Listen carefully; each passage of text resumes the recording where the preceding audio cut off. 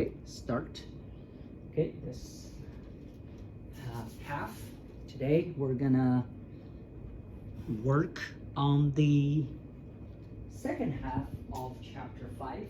It's been a while, but it's relatively new. The first half we talk about the property of water, and in this second half we're going to talk about solutions, basically water as a media for its contents, for its solutes, we call it. So what are solutions? Solution is a homogeneous mixture of uniform composition. Remember in chapter 1 we studied mixtures is what? A combination, physical combination of two or more substances. And based on the appearance, mixture can be heterogeneous, like oil and water, right? Or what? Homogeneous, in which everything is uniform, like one single phase. So if that's the case, okay, that's the case, we call it a solution. So what is solution? Solution is basically a homogeneous mixture. Homogeneous mixture can also be called a solution. Okay, a solution. It's nothing new, it's just a different term. And because it is a mixture, okay, because it is a mixture, we have something that exists in major component, as a major component, and something that exists as a minor component. Okay, we call the component with greater amount the solvent, and anything else with smaller amounts we call it solute, or the solutes can be multiple other substances. If there are two substances, then the greater amount of one is solvent and the other one is what? A solute. But if you have three or more, the one in greatest amount will be the solvent, and the other ones will be the solutes. Okay, these are the terms: solution, solvent, and solute. Apparently, the combination of solvents and solutes make what? Make a solution. But again, has to be uniform. That's why it's homogeneous. Now, solution can be in different state. Okay, for example, we know air we breathe is what? Is a mixture. It's uniform. So we can even call the air we breathe a solution, which is a gas solution, right? Or another example, you know, the coins we use, no matter you're talking about nickel, dime, or quarter, you know, they're made by several metals, right? Zinc, nickel, copper, even. So we call that kind of metal what? Alloy, right? But if you cut the coin in half, you will see that the interface is what? Uniform, right? You don't see different colors in it. And if it is uniform, we call that mixture what? A solution. Homogeneous mixture, a solution. So if that's the case, alloys are solid solution. So solution doesn't limit to only liquid state. It can be gas state, can be solid state. Of course, in this chapter, because we're talking about water, we're mainly talk about liquid solutions. Now, when water is present in a solution, we assume water is always the solvent. No matter is a greater amount or lesser amount, we assume water is always the solvent if water is present in a solution. And if that's the case, we call the solution an aqueous solution. Aqueous solution means what? Water is the solvent. Okay, water is solvent. Now, when we deal with a solution, okay, when we deal with the solution, we first want to know when substances are mixed together, can we have a rule to expect whether we will end up with a homogeneous mixture or not? Whether they will dissolve, right, to make a uniform composition. And in order to do that, we have an empirical rule. Empirical rule means based on experience. Okay, that rule is called like dissolves like. Okay, this rule will basically help us to predict or determine whether substances mixed together can result in a what? Solution. Okay, like dissolves like is when a polar compound is mixed with a polar solvent, such as water. Water is a polar solvent. We learned that in the first half of chapter 5. Then they will most likely dissolve. Why? Because they're both what? Polar. That's what it means. Like dissolves what? Like. On the other hand, the same, if a nonpolar compound such as oil will not dissolve with what? With a polar solvent. You can see oil and water won't dissolve. Why? Because water is nonpolar, water is what? Polar. So they don't like each other, then they won't dissolve. But if you have a nonpolar solvent such as gasoline, then oil can be perfectly dissolved in gasoline. Why? Because they're both what? Nonpolar. Next time you can try, if you have some greasy stuff, you can actually wash it away with gasoline. If you have some gasoline stock, try it, just be safe. You can actually see that oil grease can be washed perfectly away by gasoline. Okay, by gasoline. So this thumb rule, if you know the polarity of a substance, you can actually determine whether when things mix together will result in what? Homogeneous mixture or a solution or not. Of course, in this chapter we deal with water. We have to know water is the most commonly used or commonly seen what? Polar solvent. So if something needs to dissolve in water, the substance has to be what? Has to be polar. Okay. Solutes that are existing in water has to be a polar solute. Otherwise, it's not like dissolves like. All right. So that's a thumb rule to determine whether we can result in a homogeneous mixture or again a solution. A very important topic when we talk about solution is called concentration. Concentration is a term that we have seen before. Is what we want to know how much solute is in a certain amount of what? Solution. Okay, right? In our solution, how much solute do we have? So we want to know the ratio, the relative amount of the solute in a certain amount of solution. Regarding concentrations, okay, we have seen three types, and we're going to see these three types again. The first type is percent. Percent means what? Per 100. Now, when we talk about percent concentration of solutions, we have two types, subtypes as well. The first subtype is called mass percent. Mass percent can be represented in this formula. The mass of the solute over the mass of what? The solution. So this one basically tells us what? How much solute is in the amount of what? The solution. Again, you can see that as mass of the solute, which is the part, divided by the mass of the solution, which is what? Which is all of it. Okay, and then the ratio you got times 100%, you get what? Mass percent. Okay, for example, here it says 20 grams of sodium chloride in 100 grams of solution. The percentage will be what? 20%, because 20 grams divided by 100 grams times 100% is what? Is 20%. Now, we know solution is made by what? Solute and solvent. So sometimes if you know the mass of the solute and the mass of the solvent, you can add them together to figure out the mass of what? The solution, because solution is the combination of these components, right? So sometimes if you know these two, you can figure out the mass of the solution. But remember, again, what's on the bottom of this equation is what? Is the total. It's the all. Okay, another type of percent is called volume percent. Remember, we're talking about what? Liquid. Sometimes it may not be convenient to measure what? Measure the mass. Maybe easier for us to measure the volume. So we have another percent called volume percent, but the idea is the same. You can see that volume percent is the volume of the solute divided by what? Volume of the whole thing, the solution again times 100%. Okay, for example, 3 mils of hydrogen peroxide in 100 mils of solution is what? Is 3%. Okay, it's 3%. And of course, 3 divided by 100. Now, how do we discriminate mass percent and volume percent? These are the signs to discriminate. Mass percent, you can use mass over mass percent. Volume percent is what? Volume over volume percent. Okay, but now there's a big difference. We know solution is made by solute and what? Solvent. So mass, you can add them together to get the total. But volume, you cannot do that.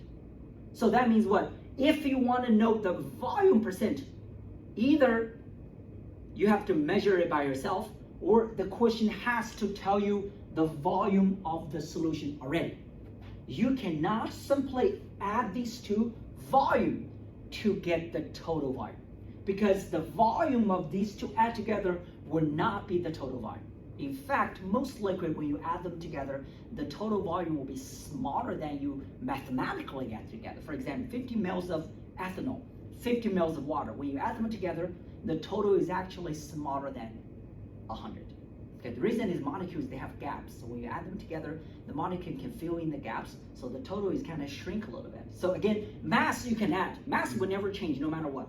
But volume, you cannot simply add the components to get total. That's the difference of understanding if you want to figure out the total. So again, for volume percent, the total volume, you have to what? You have to figure out, or you will be told. Okay, but take a look at these two again. Percent, the idea again is what? Is the part over what? All, the total. The part over what? Total. Always that. Parts over all. That's what percentage means. Okay? Next.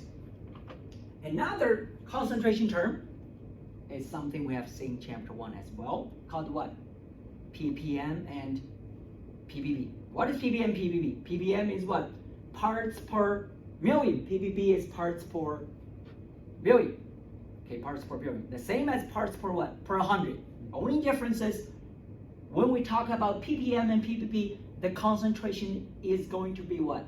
Very small. That's why we use what? These small units, just like air pollutants, right? Remember we talked about in chapter 1. So when we use ppm in water solutions, mostly we talk about the substances that naturally exist in water. Like your tap water, you will have some naturally. Even bacteria, you have something. You will have some maybe dirt, or maybe bacteria, or maybe some minerals in there, right? In your tap water. And those are in the ppm range. In another way, in ppb, okay, which is even smaller, are mostly talking about the contaminants. Okay, those are what? Regulated. Okay, such as heavy metals. For example, lead. Okay, we do have some heavy metals, but it have to be regulated on a very small range. So ppm is talking about some substances naturally exist in water. ppb are normally used on contaminants. Okay, now if you do some math calculations like I showed here, you can actually convert ppm or ppb to grams or milligrams or micrograms per liter of the solution. Here is the calculation I want to show you. Okay, first, for example, it says the water has 97 ppm of calcium. Okay, 97 means what? 90 per a million, right? And again, here I'm using grams. 97 grams calcium per what? A million grams of what? Solution. Again, parts per what? Per all. See that? The per components per what? Per everything. Now, next step is we're converting grams to liter. Okay, 1 liter is 1,000 milliliter. 1,000 milliliter is 1,000 grams, because water is 1 gram per liter. So that's why we're doing the second step.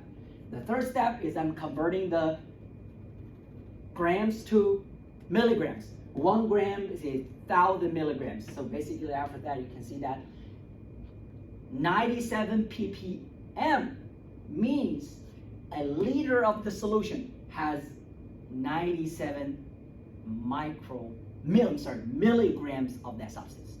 If your component of calcium is 97 ppm, that means a liter of it has 97 what? Milligram of calcium. That's how much. A liter is what? Like a liter soda bottle. And there's 97 milligrams in it. Kind of give an idea of these two units, how much they are. Sometimes 97 ppm, I don't know how much is it. Just give you a more visual, 97 ppm means per liter of solution, you got 97 what? Milligram in it. And here, very similar. Okay, if it is ppb, is what? Per billion. And then the same way you convert grams to liter, cover grams to microgram. Actually, ppb is equal to what? Microgram per liter. Okay, so those two units can be used interchangeably. ppm means what? Milligrams per liter. ppb means what? micrograms per liter. If you can remember that, you can use that directly, which is very commonly used in water reports, for example, in this chart. Okay, here you can see that this is a tap water. I don't know which county, and every county has its own tap water report. You can actually find out on the county or city website. And this is the tap water mineral report. You can see that these are the substances that are naturally existing water. They're all in what? ppm range, right? Because it's what? Milligram per what? Per liter. So 97, 51, 27, these are what? All milligram per liter, means they're in ppm range. Okay, ppm range. And next, sometimes you can find out the report has microgram per liter, means they're contaminants. They're in ppb range. Again, these percentage ppm, ppb are basically talking about what? Parts over what? All. Okay, in the same unit. Okay, in the same unit. Another concentration term that we use a lot in the lab. Okay, in the lab, not in daily lives. Okay, most in scientific literature and also in our labs is called molarity. Okay, this is another very important concentration term, but again, the idea is the same when we talk about concentration. That is parts over what? Overall. But here, the parts is no longer grams or milligrams or micrograms. The part is the mole of the solute. Okay, how many moles are it? And the all is still the solution, but not the grams of solution, but what? Liter of the solution. Or you can call it the volume of the solution, but in what? In liters. So you use moles of the solute over liter of the solution. The unit will be mole per liter, or you can use capital M, and that is called molarity. Okay, again, this is the concentration term that we use a lot, okay, basically daily in all labs, in all scientific literatures, called molarity. Okay, molarity. But still the same idea, parts per what? Parts per mole. Okay, molarity sometimes, again, either will be indicated by the big M, or sometimes use the square bracket to indicate the concentration, and that concentration will be in molarity. Okay, for example, 1 big M of sodium chloride, which can be represented as this one, sodium chloride in a square bracket, means there is 1 mole of sodium chloride per what? Per liter of the solution. Again, big M stands for what? Mole per liter. 1 liter again of the solution, there is what? 1 mole. 2 liter, of course, there will be 2 more. 3 liters will be 3 more. Again, this is always the ratio of parts per all. Okay, parts per all. Now, because I said molarity is the one we commonly use in labs, in scientific literatures. So that means in our labs, solutions are usually prepared in molarities. So how do we prepare a solution in a certain molarity? For example, how do we prepare the solution we just talked about? 1 liter, there is 1 mole of sodium chloride. How do we prepare that? Okay, the preparation is demonstrated in this scheme. Okay, first we have to know how much solution we need. If I want to prepare a liter, we have a device looking like this. Of course, glassware, okay, not device. Glassware look like this.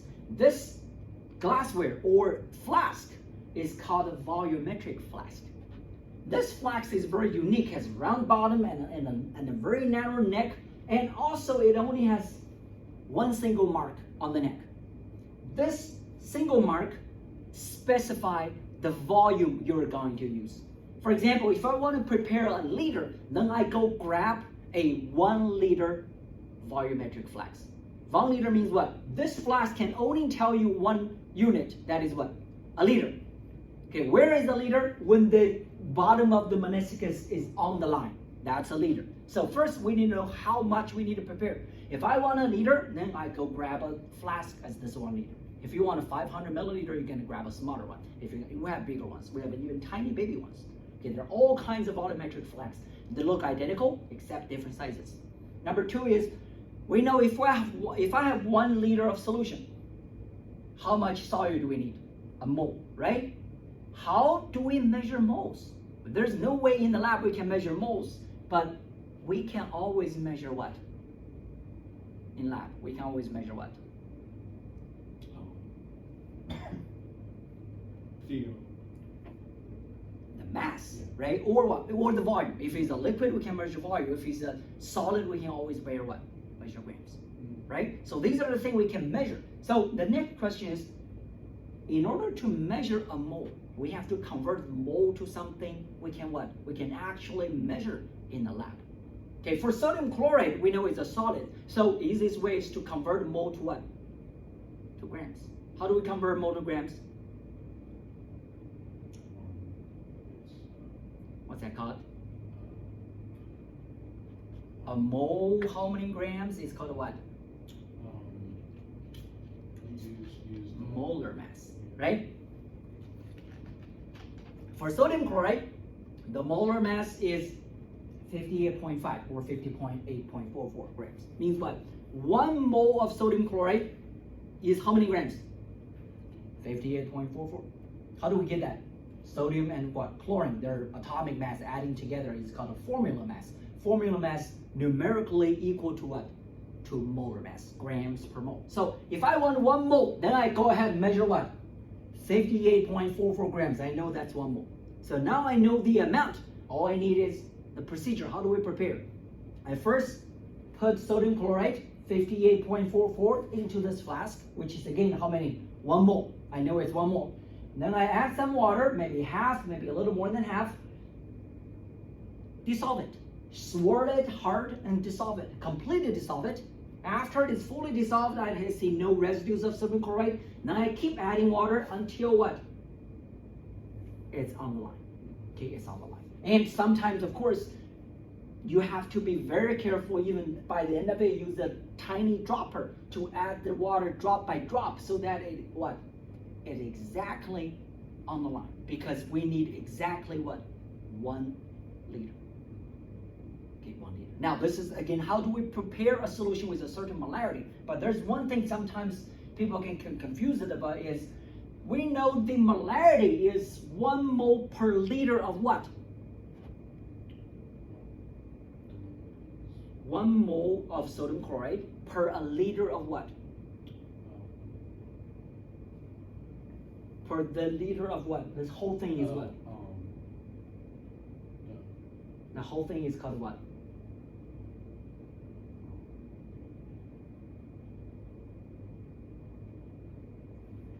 Solution, right? Per 1 mole, remember molarity is what? Mole per what? Liter of the solution. So we're actually looking at this whole liter, but the whole liter is what? The whole thing, the solution.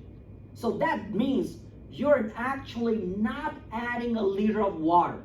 The total amount of water you added is actually smaller than what? 1 liter, because sodium chloride takes some volume, as even as a solid, but takes some volume. So the total amount of water is actually less than a liter, remember that. Okay, so that means you don't actually add a liter of water in it. You only add water, you don't care how much water you add, until what? The total of the solution becomes what? 1 liter. Again, that's a very important thing when we prepare a solution with certain molarity. Okay, molarity or other concentrations is always what? Parts per all, the whole solution. Okay, parts per all solution.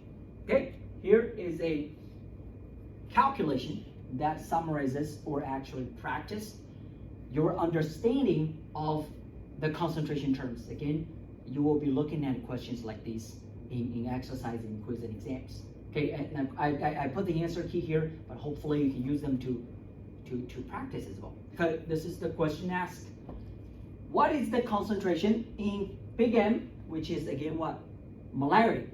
And they ask you, what is the concentration in what? Mass percent. When you add 5 grams of sodium hydroxide to 95 mils of water, and you result a solution which is what? 96 mils. So these are some info we have. We first know sodium hydroxide is what? Is called what? When we talk about this terms for solution, sodium hydroxide is what? Solute. So we know how much solute we have, 5 grams. We know how much water, which is called the solvent. We know how much water we have, 95 ml water. And then we also know what? The volume of the solution, which is what? 96. So these are the three we know.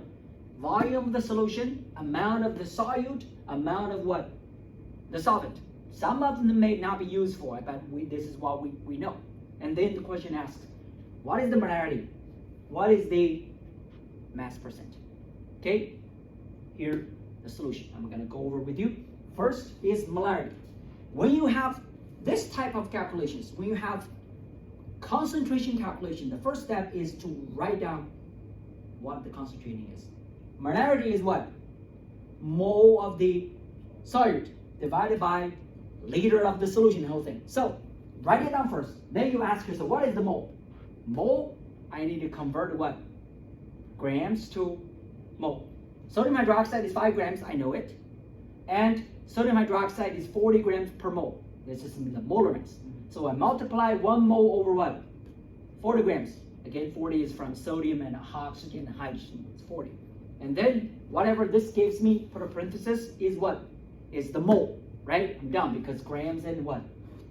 Grams cancel. Good? Next is the liter of what? The solution. Liter of solution, do I use 95 or 96?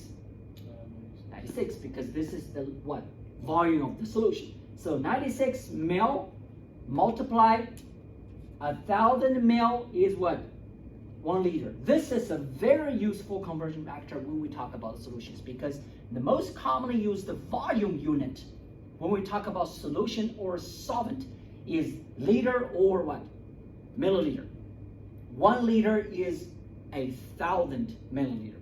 Again, this is a very useful conversion factors you should memorize. 1 liter is 1,000 milliliters. So I multiply 1,000 milliliter in the bottom, 1 liter and what? On the top, because I want to cancel milliliter to get what? Liter. And then I put a parenthesis here. So I get mole on top, I get liter on the bottom, then I divide, I get what? Mole per liter. Again, keep the unit, because after you cancel grams, you got what? Mole left. After you cancel mil, you get what? Liter left. So these both units, you never cancel each other. That's the unit for what? For molarity. Mole per what? Per liter. Does it make sense? Again, put a parenthesis on both. You do calculation on both top and bottom, and then you what? You divide, you get a molarity. Make sense? Okay, let's look at the bottom. They also ask for what? Mass percent. What is mass percent? Mass of the solute divided by what? Mass of the whole thing, the solution, right? Mass of the solute is what? 5 grams. We're given, right? I don't even know what it is. 5 grams is given us. So, only thing I need to do is mass of what? The solute, right? Mass of the solution, right? We know mass of the solution. Here, they don't tell us mass of the solution. They only tell us what? The volume. So I cannot use the volume because it's not mass. But we know mass of the solution can be what? Calculated by adding what? Mass of the solute plus what? Mass of the solid. So mass of the solute plus, this is water. Water density is 1 grams per ml. So I can convert 95 ml to what? 2 grams. 1 gram per 1 ml. That's the density of water. Also a number very commonly used. I think most people in you guys even study that in grade schools. Density of water is 1 gram per ml. So 95 ml is what? 95 grams basically. So 5 grams plus 95 grams. Again, mass we can always add together. For the solute and the solvent, we get the mass of what? The solution. And this time, mass and mass will be canceled. So the percentage, you don't see a mass, right? Because it is a ratio. Mass will be canceled by mass. So this is 5%. Of course, after multiplying 100%. Does it make sense? Yes. So this exercise again is very nice. I like this one. Is to basically show you or help you to further understand what these concentration terms are and how to use the data given you in the question, right? So another one. Okay, another one. This question asks you a different way. They tell you the 1 liter of sodium hydroxide, sodium chloride, and the concentration of it is what? 2 mol per liter, 2 molarity. So you know the volume, you know the molarity. They ask you how many grams of sodium hydroxide, sodium chloride is in it. Okay, is in there. In this case, you're gonna do, there are 2 ways. One way is, like we said, the standard way of using our conversion factors. Okay, conversion factors. How do we use conversion factors? If you look at the concentration, 2 big M means what? 2 mol per what? Per liter. Is that right? This is what this tells us. 2 moles what? Per liter. So basically, this thing relates 2 things. The liter of the solution and what? And the mole of what? The solute. Is that right? So basically, this thing can convert the liter of the solution into what? Into moles. That's why we did the first step. 1 liter times what? 2 moles per what? Per liter, because that's what molarity is talking about. Then liter of the solution cancel, I get what? I get moles. But they're asking what? Grams. So I further convert mole to what? To grams. Using this called, again, what? What is this called? Molar mass. See that? This is again the standard way of using the concentration, molarity, as a what? Conversion factor. Okay, because the concentration relates liter and what? Mole. You know the liter, then you can convert what? Liter to what? To moles. Okay, liter to moles. So after this 2 conversion factors, liter of the solution cancel with liter of solution, moles of the sodium hypochlorite cancel with moles of sodium chloride. I get what? Grams of the sodium chloride. Does it make sense? Yes. Right? Okay. And these 2 questions, I want to leave it to you. Okay, leave it to you. These are 3 questions, 4 questions. I want to leave it to you, but I do want to go over this one with you. Okay, 1. And the following, again, use them as a practice. Okay, these are, the other ones are very simple, actually, simpler than the one we just talked about, but I want to go over this one with you. A question asks us to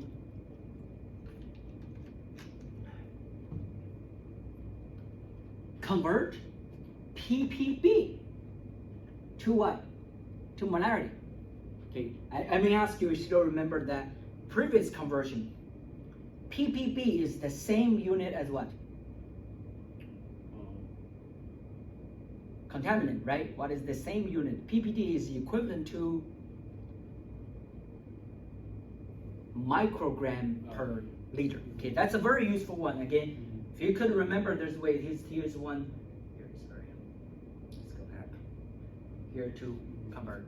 1 ppb is 1 microgram per liter. 2 ppb is 2 microgram per liter. Again, this is a very commonly used conversion. But another conversion here is they ask you to convert ppb or ppm. They're the same. I want to use ppb here. ppb to molarity instead of microgram per liter molarity. So again, when we want to know a concentration, the first step, we want to know what? We want to know molarity, right? So the first step is you write down what molarity is. Molarity is what? Mole per liter. So basically we want to solve both. What is the mole? What is what? What is the liter, right? First, the mole. We know ppb is what? Parts per billion. So that means 1.16 or 1.6. It's just did I use 1.6 or 16? I even forgot. It says 16, probably 1.6. Let me change it. I even forgot. I can verify later, or we can verify together. Let's use 1.6 first. Okay. If I have 1.6 ppb, it means what? 1.6 grams of mercury will be in what? A billion of what? Water, right? This is what ppb means. 1.6 over what? A billion. So if I have 1.6 grams of mercury, I can use the molar mass of mercury to convert grams to what? To moles. This is what we wanted, what? The moles. Okay, that's done. This is the mole, I got it. Now I want to know the liter of the solution. Here, a billion is what? The grams of the solution, because ppb, you have to make sure the same unit, grams and grams. But this is the grams of solution. How do we convert to liter? I first convert grams to milliliter, because this is what? Basically water. If you think about a solution that has 1.6, that tiny amount of contaminant in it, the solution itself is basically what? Basically water. So we can approximate the density of this thing is still what? 1. Remember, this is not pure water, right? Pure water is 1 grams per mil. But when you have a contaminated, some tiny things in water, that solution is basically what? Water. So the density is still what? 1. Again, we're making some assumption here. It's not actually technically exactly 1, but extremely close to 1. So I multiply grams over what? Milliliters.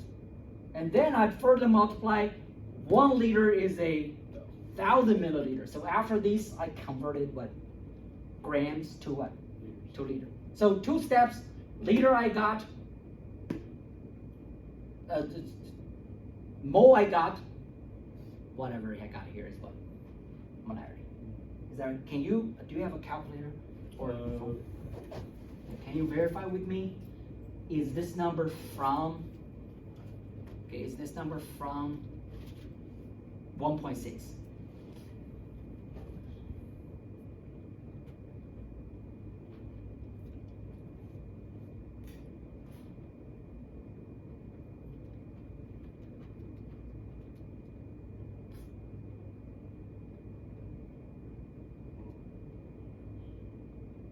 So basically, tell me what the top one is. Top one, so it'd be 1.6 times 200.5 million. No, 1.6 divided by 200.5. Oh yeah, remember this is divided, right? It's 0.007. 0.0079. Okay, so basically 8. Yeah. 8 times 10 to the negative third, and then divide by. Is that right? Yes, 10 to the negative third. Then divided by, this is a million, a billion divided by 1,000, so it's a million. So divide by, so 8 times 10 to the negative 9th. Is that right? Yes, 8 times 10 to the negative 9th. If that's the case, I think we should use 16. Okay, I mean, at least the answer given here is from 16. Let me change it back. Sorry. Yeah, I forgot. There we go.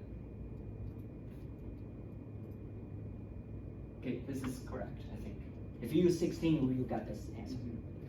Yes, it should be 16. Again, you get the idea. Again, when you want a concentration, you write down the concentration first. Then ask yourself, what is the mole? If we don't know mole, I need to convert what? Grams to mole. You always know something. This one I know grams. Why? Because ppb is what?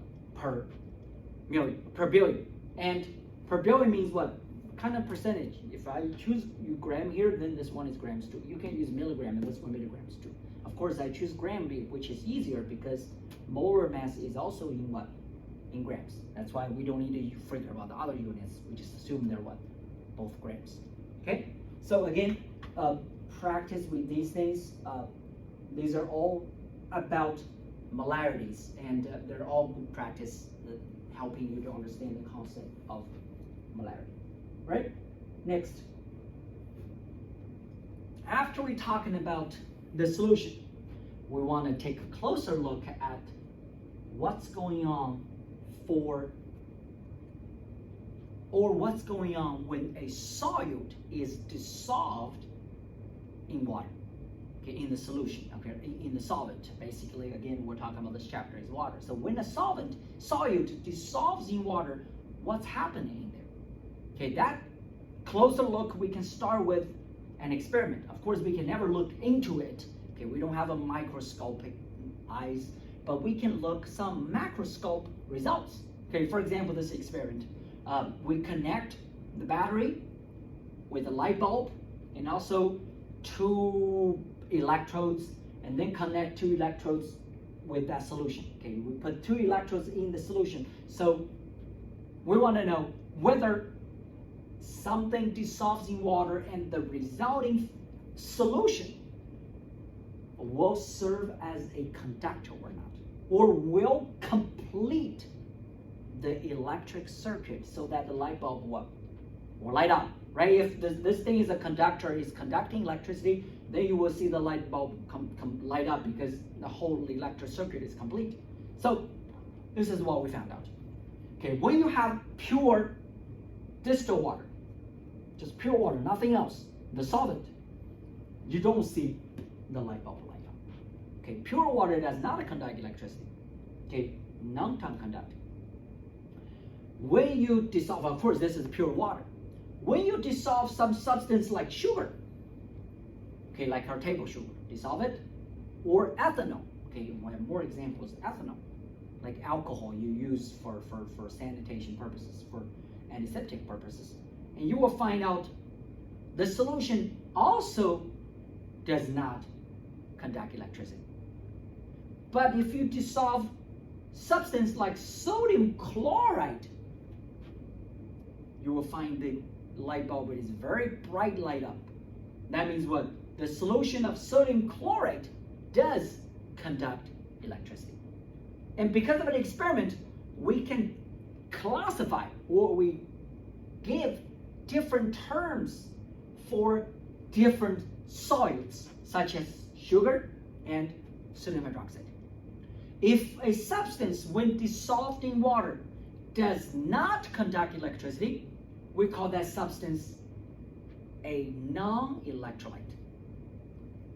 When a substance dissolved in water does conduct electricity, like sodium chloride, we call the substance an electrolyte.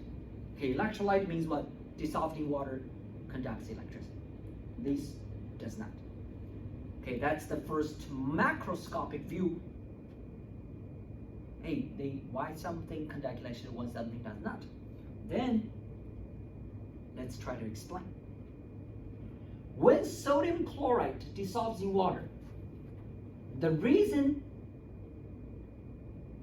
the solution conducts electricity is because sodium chloride actually dissociates into 2 ions. The sodium plus ion and a chlorine minus ion. And you can see that the charge are superscripts. And when the ions are connected with electricity, the ions is going to what? It's going to move, because the ions are free. They're free ions. Of course, the positive ion will move towards what? The negative end of the battery. The negative ion will move towards what? The positive end of the battery. And that movement, free movement of the ions, complete the electric circuit. And that is why the solution of sodium chloride, what? Conducts electricity. Now, why sodium chloride can form free ions? They can stably exist or can be stabilized in salt water. The reason is water, this polar solvent, remember water is polar, right? Can actually stabilize the free ions. If you remember in the first part of the chapter 5, we talking about water is polar. What does it mean water polar?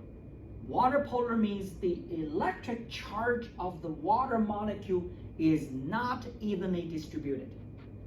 The oxygen of the water contains more what? Negative charge.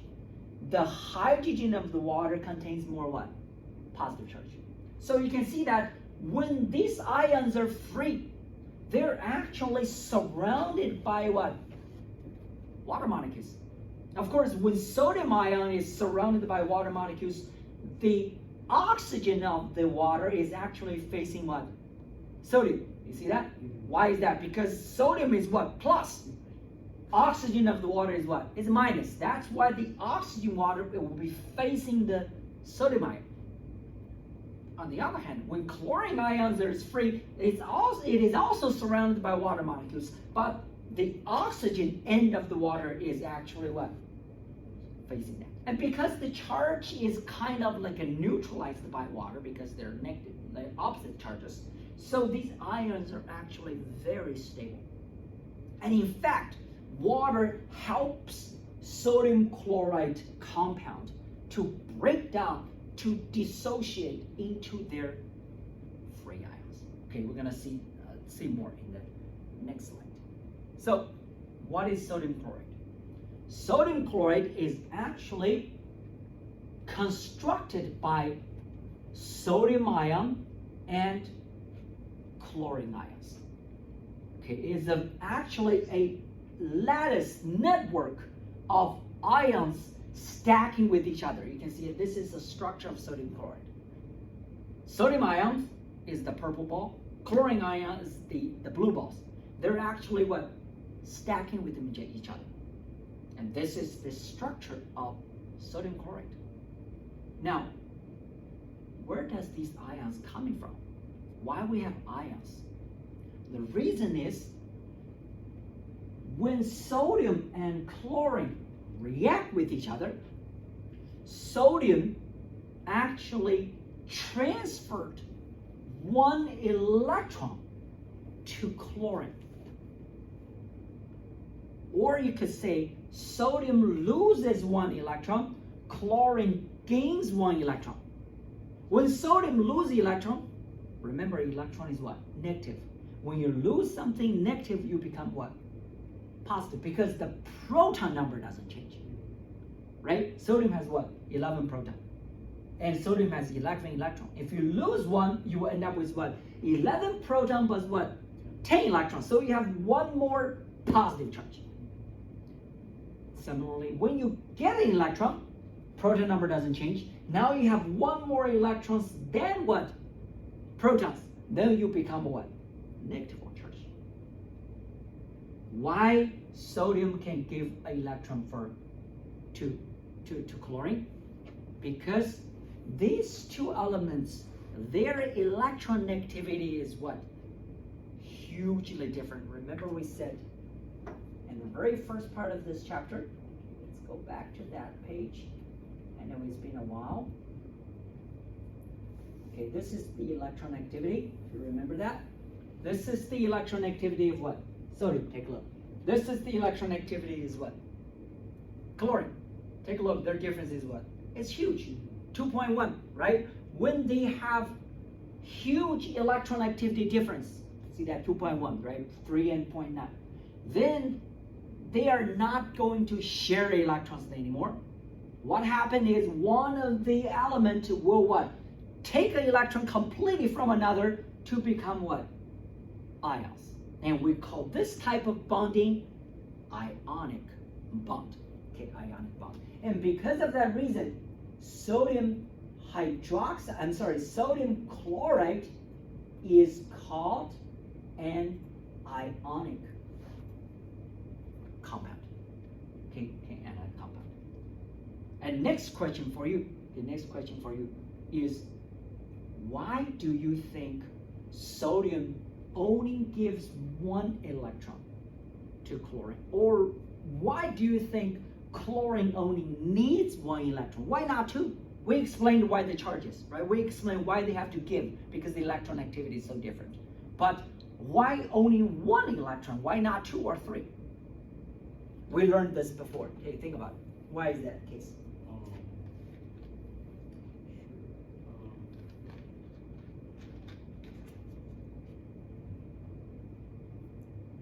Think about something we talk about in chapter 1 and 2. When we draw Lewis structures, what is the concept called? Is it because they're trying to get Trying to get what? they're trying to get 8 valence electrons, right? Think about sodium. What group is sodium in? Take a look periodic table. What group is sodium located in?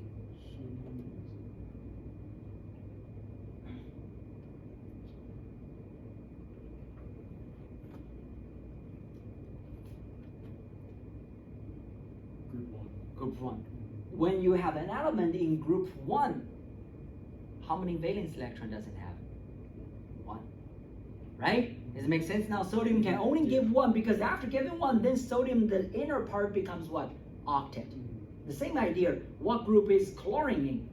Chlorine is 7. That means what? I only need 1 electron to complete what? The octet. That is why sodium chlorine, their transfer of electrons is only what? Only 1. Okay, again, this is the bookmarking of the charges. Make sure you understand what's happened. The proton never changes. What's changing is what? The electrons, the valence electrons. Give and receive. Now, after you know these ideas, here's the very, very important, okay, very, very important summary, because we need this to figure out or to memorize the charge of common ions. Okay, if an element is going to form an ion, it's going to give or receiving electrons, their charges are actually predictable. Okay, how do we figure out the charge? These are the generalizations to figure out the charge. Okay, first, metals. What are metals? Where are metals located? On the bottom part of the, on the top left part of the periodic table, right? So there are 1, 2, 3 groups, right? Metals containing 1, 2, or 3 valence electrons tend to lose electrons to become a noble gas configuration. When they lose electrons, they actually become the noble gas of the previous period. Okay, what does it mean? Take a look at sodium. Sodium has how many electrons? 11, right? But sodium will lose that electron to become how many electrons? 10. 10 electron is the configuration of what? Of neon. Neon is actually, you can see that 1 period above sodium. Is that right? You see that? Neon is a period of what? Above sodium. You see that?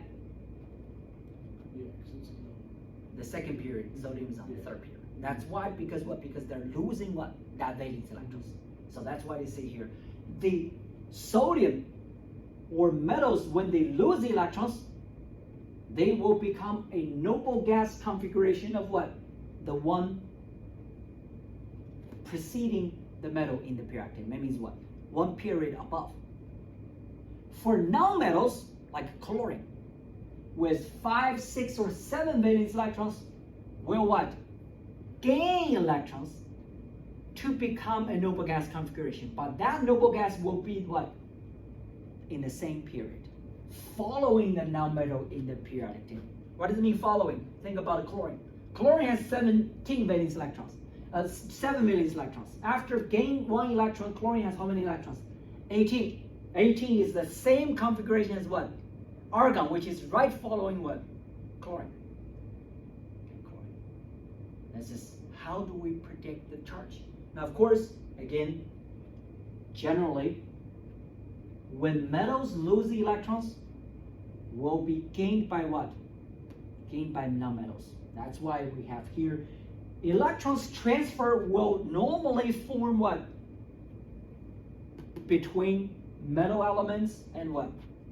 Non-metal elements. So that means if you want a transfer of electron, you have to have what?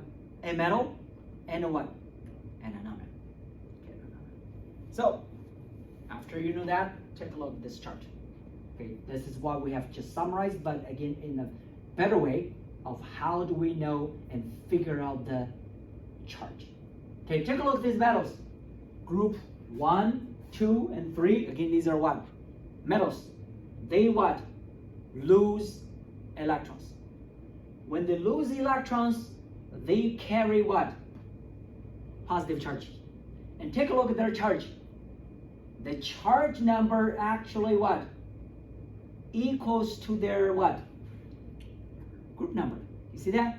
That's why we said these are rules are helping us to predict the charges. And that's why very important, because no one will tell you charge. You have to use the periodic table to tell.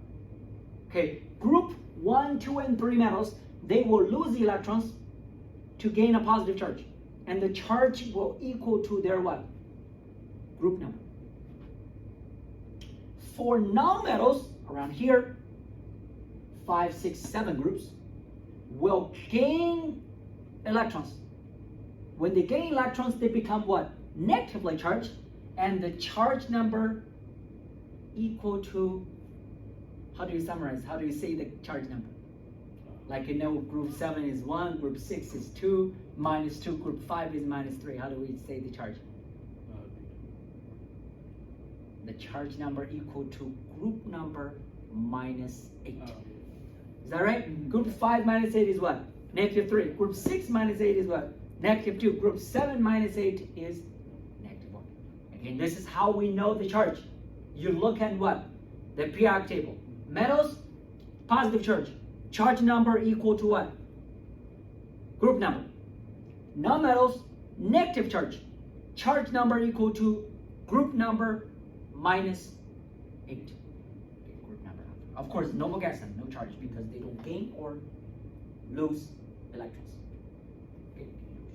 This is a very quick practice. They ask you predict the charge. Okay, predict the charge and also draw the Lewis structures of these elements. Okay, and I put the keys here and I want to show you. You can see that if you want to draw the Lewis structure for metal and nonmetals, they're actually different. For example, for nonmetal bromine, we know it's group 7. So it gain what? 1 electron. And after gain 1 electron, it has what? 8 valence electron. And you have to show those 8 electrons because they're what? It's still there, 8. And the charge will be negative 1. But for metal, it's kind of different. Magnesium has 2 valence electrons, but it will lose those 2 valence electrons. That means what? You don't see those 2 valence electrons at all. So that's why magnesium, the Lewis structure is what? It's 2 plus, just 2 plus. Okay, if you want to draw the Lewis structure. But in most cases, if you don't ask you to draw the Lewis structure, you can simply, this one for example, just use Br minus, which is the same.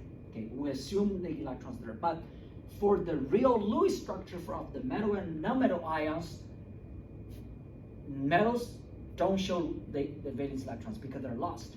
Non-metals, they all have what? 8 valence electrons still in there. They're still in there. And last thing, I think I forgot to mention that previously here. The positively charged ion has a name. We call them cations. The negatively charged ions, we call them anions.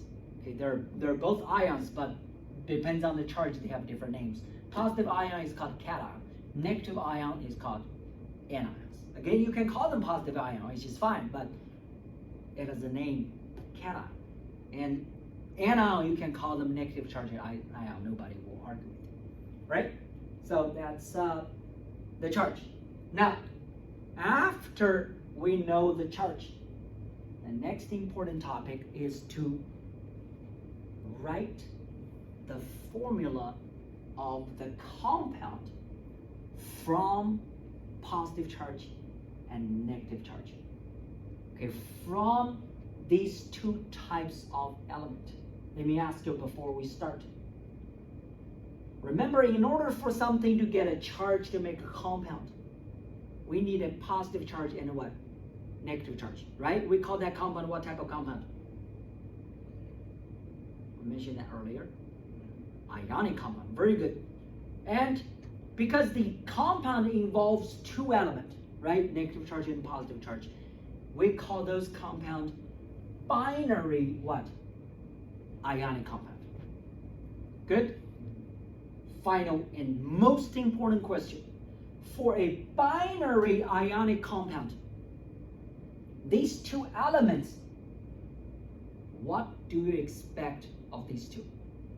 Like what type of element must these two be in order to make a binary ionic compound? What are these? Must be expected for these two types of element? For One is to be a metal, another one has to be a non-metal. I know it says easy, but very, very important. Okay, in order to make ionic compound, you need what? You need something positive charge. You need something what? Negative charge. How do we get a positive charge? Metal. How do we get a negative charge? Non-metal, because the transfer of electron has to be between what? Metal and non-metal. So that means if you're talking about these compound, you have to recognize, hey, do I have a metal or non-metal? If you have two non-metals, that's not even an ionic compound. We studied that in chapter 1. Remember that sodium what?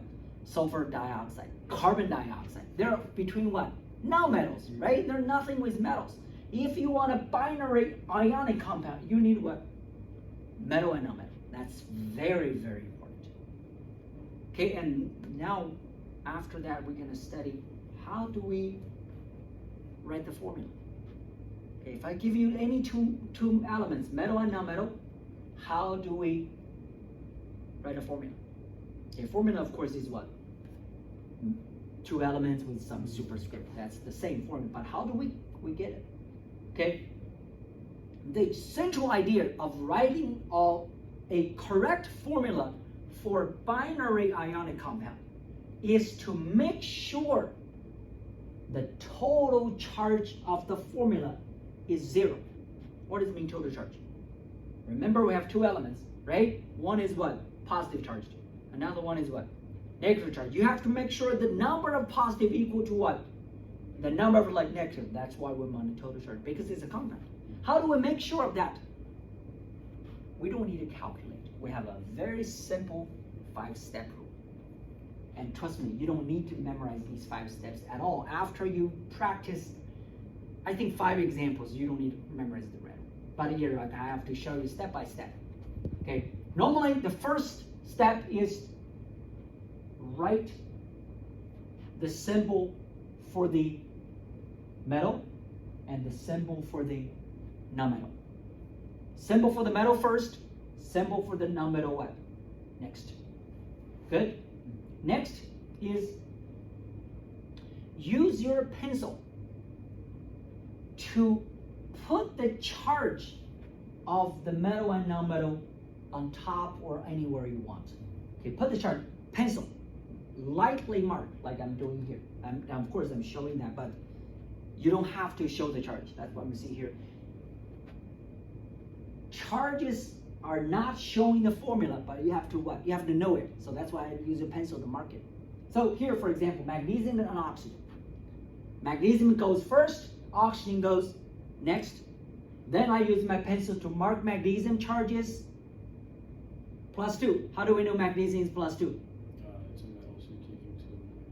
Why? It's a metal, and why it is 2? You're taking 2 away, so you know. Why we take 2 away?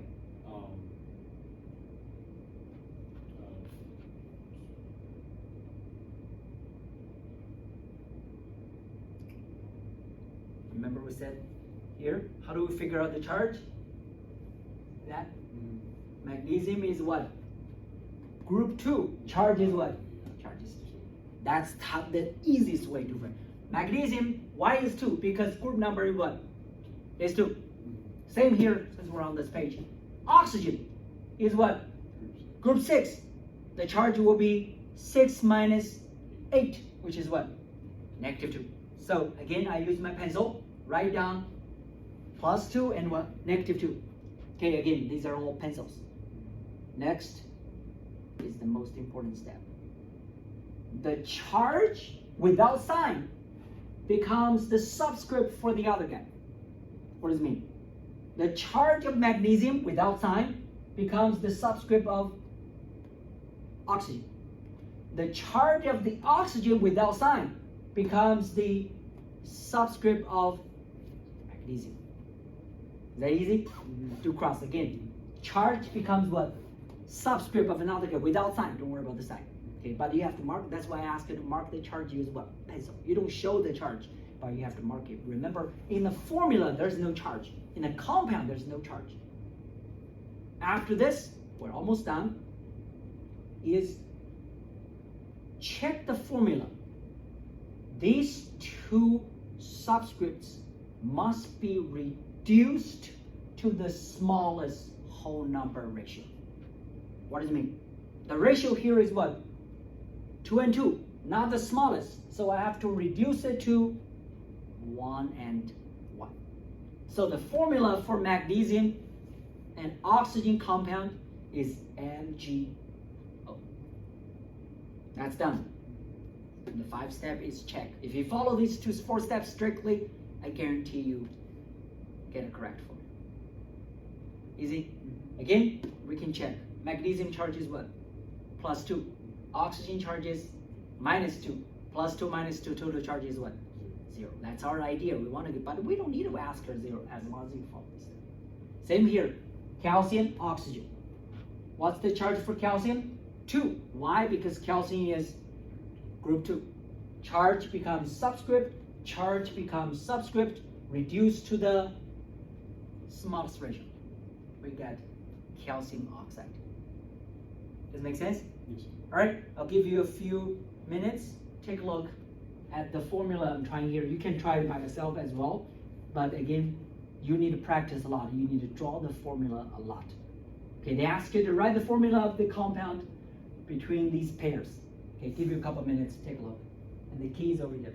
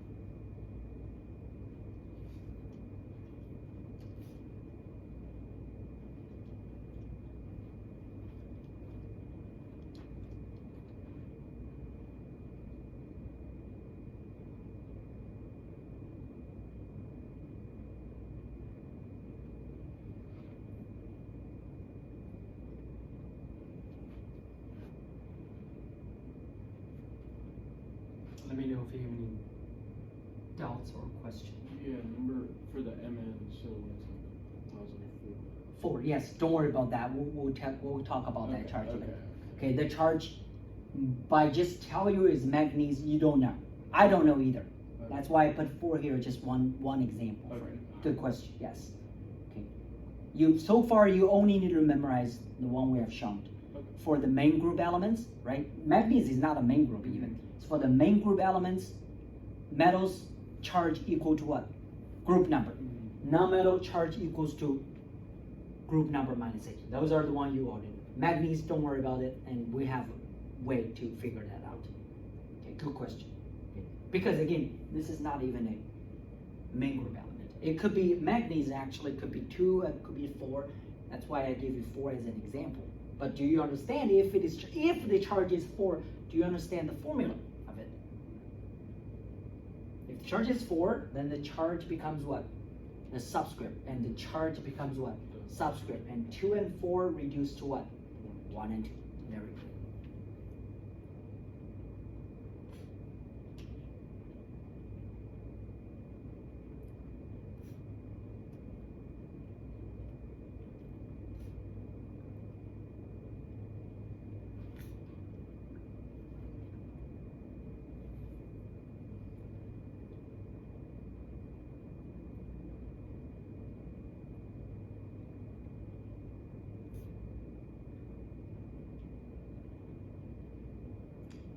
For E, when it's CO, should I just not worry about that? Yes, CO, the answer is given here. That's why I didn't put myself. Okay. CO could be 2 and 3.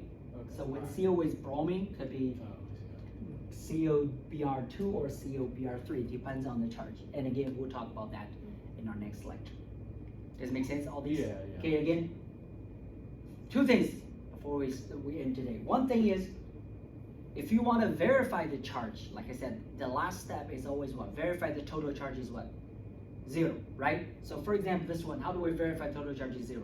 Manganese is what? 4. Oxygen is -2, but we have how many oxygen? 2 oxygen, so total is what? -4. Plus 4 minus 4 is what? 0. Again, this is how we verify the charge, very easy. Another one is, you may wonder, and even you didn't ask, why on earth do we need to reduce that ratio to the smallest ratio? You may wonder, why we do that? Okay, that answer is shown here. Okay, even though we didn't mention earlier, but now I want to show. Remember I said this is the structure, even this is maybe better. This is the structure of what? Sodium hydroxide, chloride, right? We know sodium chloride is what? NaCl, very easy, right? 1 and 1, because sodium is +1, Cl is -1. But this is the real structure of sodium chloride. What can you see here? Is a lot of sodium plus and a what? A lot of Cl- stacking with each other, like a million, thousands, millions of them stacking with them. It's a huge network. We even don't know how many sodium there, how many chlorine there, but we do know that is for a trillion of sodium, there will be what? A trillion of chlorine. Why? Because the total charge has to be what? 0. So that means the subscript itself doesn't tell us anything. Only what tells us? The ratio. Right? What is the ratio of sodium and chlorine? 1 and 1 and 1. That's all we need to know, because there isn't any NaCl in there. Do you see any NaCl in there? Nothing. There's only what? A lot of Na and not of Cl. But a lot and lot, they must be what? Equal. The ratio must be what? 1 and 1. That is why for ionic compound, the formula is not even a real formula, but what? But a ratio. Does it make sense? That is why in the last step, we have to reduce that to the smallest ratio. Because these formulas, again, are not real formulas. Because in the structure of ionic compound, you don't see the individual. These are not molecules. They're what? A huge network of magnesium and oxygen. A huge network of calcium and oxygen. The only thing we know is the ratio of these two guys has to be 1 and 1, because the total charge must be what? 0. Does it make sense? That is why we have to reduce the ratio. That's very typical for ionic compound. They don't have a real formula. These are not called formula. It's called empirical formula. They just tell us what? Again, the ratio. Does it make sense? Mm-hmm. Okay, that's all for today. And next time we're gonna continue on chapter 5 and about naming these ionic compound. Good? Okay. Let me stop the recording. Make sure I do have the